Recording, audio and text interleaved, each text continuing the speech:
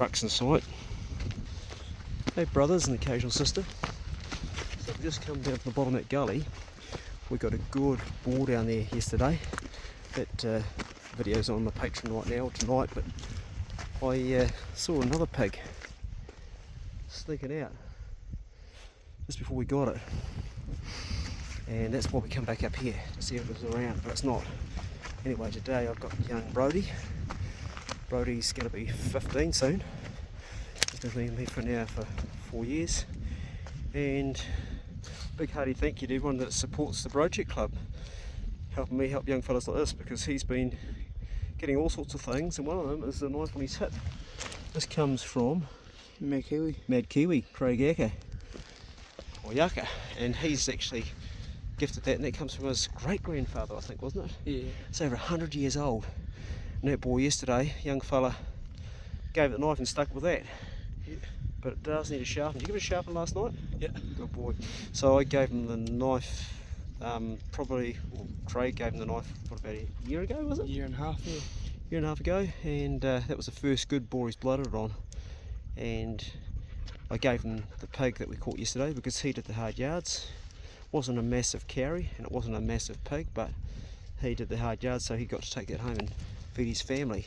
Good, wholesome, organic, wild pork.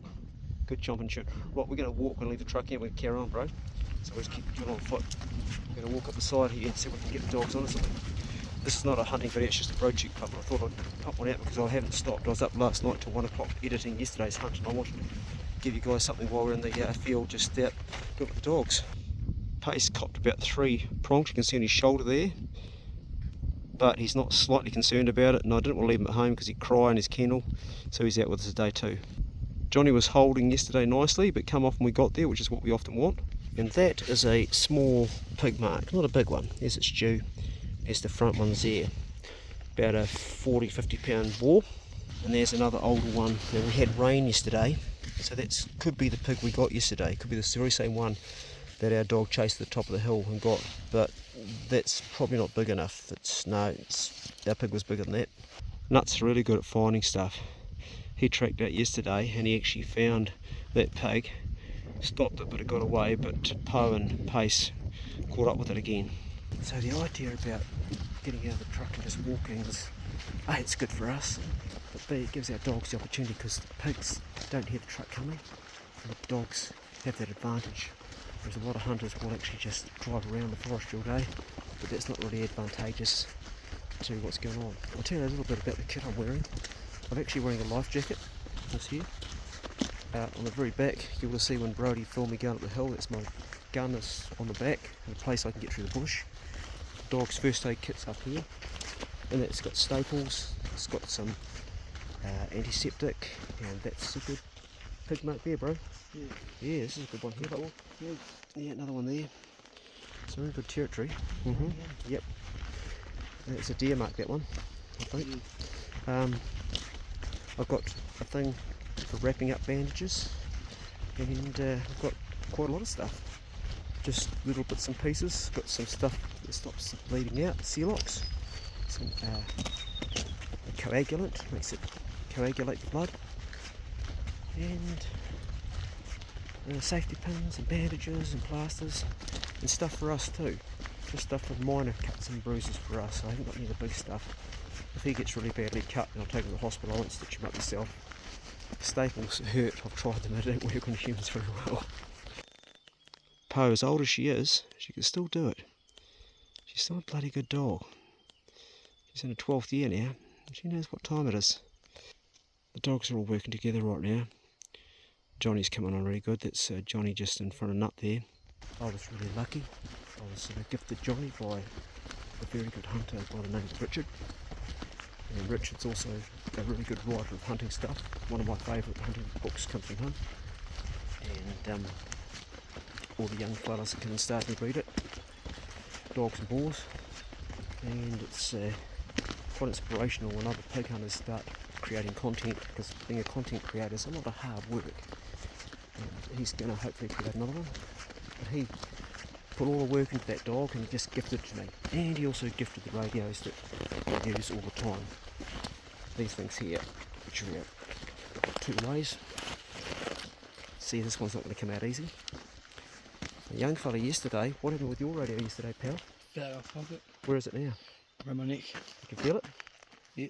I made a lanyard for him this morning because he lost it in the bush and I actually found it on the way to the pig. So that was a bit unfortunate. Anyway, dogs are gone, have they? Or they're just cruising on the road? I'm seeing animal marks on the road here. Where are they? Yeah. Like, what's that, pig? Pig there? Pig and dog mark, yeah. Quite a few. Dogs are gone, bud. Or Poe's there, but the rest have gone down the side or somewhere. When I see that Poe's still there and hanging around, I know it's generally not a pig. She'll go 100% if it's a pig, but she saves energy. She's a clever old girl. Anyway, the point of this video really today was just to make a little bit of content, because I try and do a video over down the Brodie Club, and I just want to say to you brothers out there that are thinking of getting into hunting, and the occasional sister, if you are thinking about doing it and you don't know where to start, a good place to start is to join up with a hunting forum and just pick everybody's brains. If you're a young fella, like 10, 11, 12 years old, find somebody local close to you that can take you out, and always make sure you add value. Always clean their truck. If you come with me, you don't want to clean my truck. My truck's fucking filthy. I don't get him to clean the truck, but he would if I asked him, wouldn't you, mate? Yeah. Totally. Add value, and then they'll take you hunting, and that'll be a start.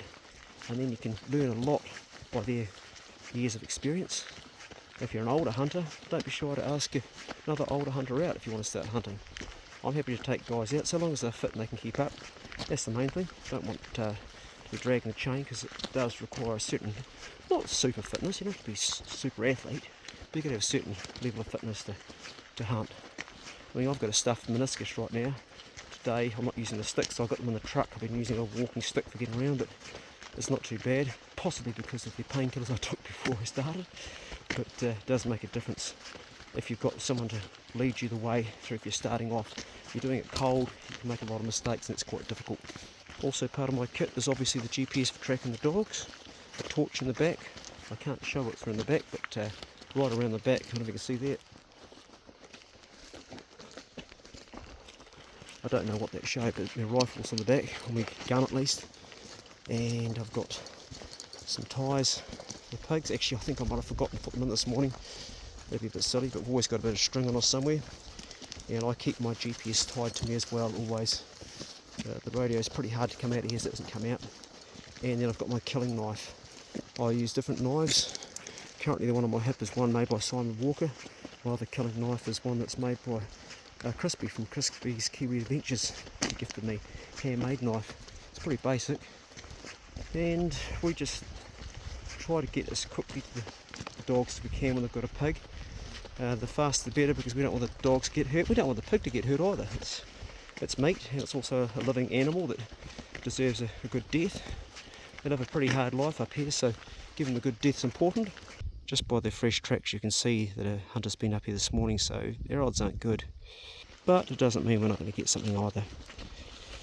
These will be this morning's tracks. You can see their dogs and my dogs marks on the road that have run along here. We've got an advantage out on this point though, because the wind's coming off it, so we'll go down the spur here and go for a wee walk.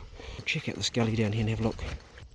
Big pines on the other side, and these ones down here are about 15, maybe 12 years old. So they might be holding. We've got the wind again on our arse. It seems not in our favour today. So it's blowing down the gully. We've got the wind coming straight down here, so I reckon we go up here and see if the dogs can pick up some scent of this gully up in here maybe. That's a good spot down there, we'll check it out. We'll pace checking the hell out. Nut is a professional pig dog, retired from professional hunting. He worked for a colour, and he's a particularly good dog, but he's just past his sort of professional days. He's too old. He's an old dog, he's nearly 12 now, so he's got a bit of black on his bum from sitting on the car mat, but he's got a really good nose and he knows what pig hunting is all about.